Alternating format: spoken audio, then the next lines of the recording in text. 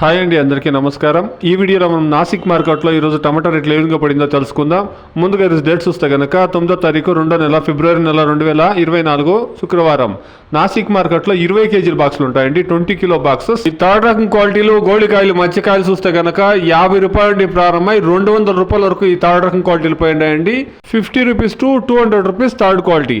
Average medium రేట్లు చూస్తే కనుక 250 నుండి 400 రూపాయల వరకు యావరేజ్ మీడియంలు అనేది పడిందండి. 200 rupees to 400 rupees average medium tomatoes.